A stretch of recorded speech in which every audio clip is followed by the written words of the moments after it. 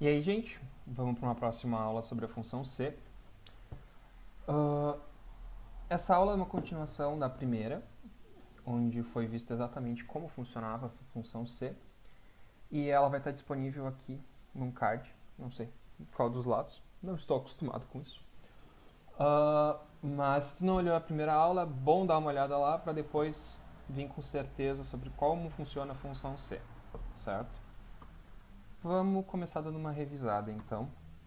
A sintaxe da função C, então ela vai exigir um teste lógico, e dependendo desse teste lógico, ele vai utilizar as informações que estão aqui no meu argumento de valor se verdadeiro, ou se não, vai estar no meu argumento de valor se falso. Qual é uma das funcionalidades bem interessantes da função C? Como ela aceita qualquer coisa nesse valor se verdadeiro ou valor se falso, ela aceita outras funções, aceita texto, aceita número, aceita cálculo. E quando a gente fala de outras funções, nada nos impede de colocar outra função C na mesma função C. Ou seja, se vocês verem aqui, né, nesse exemplo, a gente tem a função C original, que vai estar em cinza. Então, a gente tem o C aqui, o primeiro teste lógico, que é referente a essa função C.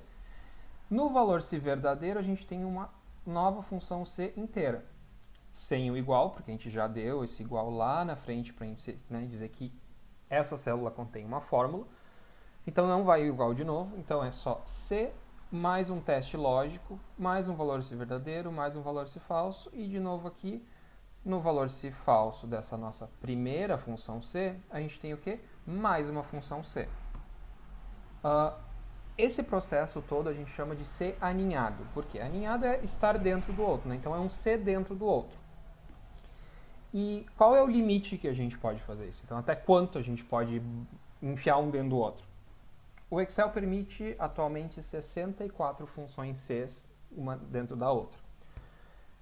Se tu está escrevendo uma fórmula e está chegando perto desse limite, eu te digo que está na hora de não usar a função C e começar a pensar em outras possibilidades, tá? Porque eu nunca vi ninguém usar esse número de funções C. Meu recorde acho que foi 20 alguma coisa, numas tabelas que provavelmente eu vou fazer um vídeo sobre elas aqui no canal, certo? Na prática, então, o que o Excel interpreta nessa nossa função C, né? Então, novamente, ele vai sempre fazer do início, então no caso da esquerda para a direita, do início da fórmula até o final, resolvendo da mesma forma da matemática, o que tiver dentro do parênteses primeiro. Então, ele encontrou uma função C aqui, ele vai executar o que está dentro do parênteses dela. Então, ele vai executar essa função C inteira aqui, passo a passo, né? Então, o primeiro ponto, ele vai analisar o teste lógico. Se for verdadeiro, ele vai executar essa função C. Se não, ele vai executar a segunda, certo? Vale, né, deixar bem destacado aqui que esse exemplo eu coloquei uma função C em cada um dos argumentos para deixar bem claro que ele pode ser usado em qualquer um deles. Porém, não é obrigatório. Se eu quero colocar só uma função C e depois um valor, ou se eu vou querer botar um valor e uma função C, não interfere. O próximo exemplo agora a gente vai dar uma olhada que vai deixar isso bem claro, certo? Desculpa. Qual é o nosso problema, certo? Da mesma forma daquele nosso primeiro exemplo na aula só do C puro, a gente vai informar um valor para o Excel e aí a gente quer que o Excel nos retorne se ele é nulo, positivo ou negativo. Ou seja, se ele é igual a zero, positivo ou negativo. No momento que eu estou contando nos dedos quantas respostas temos, quantas soluções, a gente percebe que são 3. E o Excel, com uma função C simples, ele só me dá 2 possíveis soluções. Então, não é com uma função C simples que a gente vai poder resolver. Então, antes de a gente começar a sair montando a função, começar lá a escrever enlouquecido no Excel, eu sempre recomendo assim, sempre que a gente vai fazer essas funções mais complexas, de certa forma criar um diagrama, pode ser num rascunho, pode ser num programa aqui, né? Não vou fazer no PowerPoint que tem os fluxogramas. Fica a critério de cada um. para perceber exatamente o fluxo de análises que a gente vai fazer para chegar nessas possíveis soluções, certo? Do nosso problema, certo? A gente tem 3 resultados possíveis, saindo de um valor. Bem, novamente, como eu já disse nas outras aulas, o Excel é que nem matemática, cada um pode resolver de N formas diferentes e chegar no mesmo resultado, certo? Aqui, a primeira pergunta que eu vou fazer para o Excel é se A1 é igual a 0, né? A1 é, no caso, a célula que está o meu valor. Se A1 for igual a 0, perfeito, ele é nulo, né? Se A1 é igual a 0, ele é nulo. Se não, eu vou ter que fazer uma segunda pergunta, certo? Porque ó, eu já confirmei que ele não, né, que ele não é nulo, nesse nosso caso. E agora eu tenho que confirmar se ele é positivo ou negativo. Então eu vou fazer a minha pergunta. A1 é maior que 0? Se sim, ele vai ser positivo. Se não, ele vai ser negativo.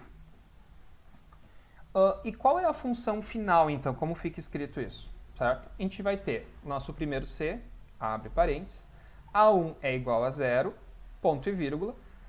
Depois do meu teste lógico vem meu valor se verdadeiro. Então, entre esses pontos e vírgula aqui, eu tenho meu valor se verdadeiro. Se for igual a 0, ele vai ser o quê? Nulo. Está aqui a opção. Se não, ele vai abrir uma segunda função C. Tá vendo? Meu primeiro argumento é um texto, que é a minha resposta. Se não for essa resposta, eu tenho que ver qual das outras opções que eu tenho. Então, eu vou fazer essa pergunta. A1 é maior que 0. Se sim, vai ser positivo. Se não, vai ser negativo. Certo? Agora aquele passo a passo básico para a gente visualizar o processo que o Excel faz, certo? Então está aqui nossa fórmula. A primeira coisa que ele vai fazer é analisar o nosso teste lógico. Se esse teste lógico for verdadeiro, ele vai fazer o quê? Apagar toda aquela segunda parte de valor se falso e vai escrever nulo. Perfeito. 3 passos resolveu nosso problema. Na situação 2, a gente já tem um pouco diferente. A gente tem um número. Então, a gente vai analisar aqui. Se A1 é igual a 0, é falso. Então, o que o Excel vai fazer? Né? Ele vai copiar a nossa segunda função C. Porque é isso que ele vai resolver agora, porque é isso que está no valor C falso. Então, resolvendo, A1 é maior que 0, 1 é maior que 0, então vai dar verdadeiro. E, consequentemente, dando verdadeiro, ele vai usar o valor que está no positivo. Perfeito? Dúvidas sobre a parte teórica? Escreve aqui nos comentários que eu respondo, certo? Vamos para os exercícios. Lembrando novamente que tanto os slides quanto a tabela de exercícios vão estar em links na descrição do vídeo. Bem, aqui nosso primeiro exercício é exatamente a prática do que a gente fez ali na teoria, certo? Eu vou informar um valor, 0, 1, menos 1, e eu quero que o Excel escreva aqui embaixo, nulo, positivo ou negativo. Vamos tentar virar um pouco, vamos fazer o exercício de uma forma diferente. Vamos fazer o seguinte, ó. Vamos começar testando se esse valor é maior que 0, certo? C4 maior que 0, se sim vai ser o quê? Positivo. Opa, positivo. Já resolvi. Não, positivo foi. Agora eu tenho que analisar se ele é nulo ou se ele é negativo. Então, no meu valor se falso, se, meu teste agora vai ser se esse valor aqui é igual a 0. Tá vendo que eu inverti as ordens? Primeiro lá eu fiz primeiro testando se era 0, e depois se era positivo, e agora eu só troquei. Se C4 for igual a 0, eu quero que apareça nulo. Se não, eu quero que apareça negativo, que é a única solução que funciona. Eu quero destacar uma coisa importante aqui, certo? Eu tenho duas fórmulas, né, duas funções na mesma fórmula. Eu tenho esse primeiro C aqui e esse segundo C aqui. Olha que interessante, gente. Quando eu clico nesse C aqui na frente, essa barrinha de ajuda do Excel, ela me aparece aqui, ó, C, teste lógico, valor se verdadeiro e valor se falso. Então, ela apresenta o nome e os argumentos. Se eu clicar em cima desse argumento, por exemplo, C, eu quero saber o teste lógico dessa minha função C. Se eu clicar ali, ele vai sublinhar tudo e selecionar valor se verdadeiro e o valor se falso. E olha que interessante, ele seleciona toda a função C que está dentro do meu valor se falso. Taiva, funcionou para função grande. O que acontece se eu quiser analisar essa função, né, aninhada? Eu clico nela. Pode ver que a barrinha ela mudou de lugar, ela está agora iniciando nessa minha função C. E de novo, se eu clicar aqui, ela me dá o teste lógico, o valor se verdadeiro ou o valor se falso. Vamos testar nossa função. Menos 1 é negativo, 0 é nulo, 15 é positivo, funcionando. Bem, vamos analisar aqui. Vamos. Opa! A pessoa não organiza todo. Antes da aula tem que fazer enquanto está gravando, né? Paciência. Crédito e débito. Opa. Pronto. Tá aí. Qual é a função desse exercício que a gente quer fazer aqui? Ó? Ele é uma variação daquele básico que a gente fez e basicamente a gente analisou, ou melhor, adicionou uma segunda categoria aqui, né, no cartão. A gente tinha antes dinheiro e cartão e agora a gente tem dinheiro, débito e crédito, certo? Como a gente vai fazer isso agora? Eu quero saber o valor com desconto, analisando 3 opções. Bem simples, vamos começar fazendo o valor, né? Que é o valor vezes 1 menos o desconto, certo? E agora a gente precisa do valor de desconto. Então, C. Vamos primeiro analisar se essa célula é igual a dinheiro, né? Dinheiro. Se for isso, eu quero o valor de 0,2, que é o desconto. Perfeito? Se não for dinheiro, agora eu tenho que analisar se é débito ou crédito. Se essa função aqui for igual a débito, certo? Eu tenho o valor de 0,1, que é 10%. Se não, eu tenho o valor 0, que é nenhum desconto. Cuidando sempre para fechar todos os parênteses, né? Então eu tenho um parênteses aqui e outro aqui. Então eu tenho 1, 2, 3, então eu fechei 1, 2, 3. Uma dica para conferir se está certo esse último parênteses, e cuidado que não é sempre, tá? Mas é um indicativo bom, é se ele tiver preto. Porque o Excel ele sempre vai pintar os parzinhos de parênteses da mesma cor. Eu tenho roxo, roxo, vermelho, vermelho, preto e preto. Certo? Dou um Enter.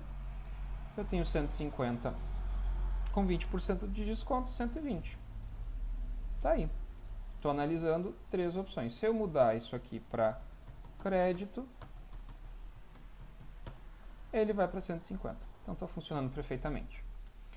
E um terceiro exemplo, aqui a gente está usando, dando um desconto dependendo da quantia de itens que a pessoa comprou.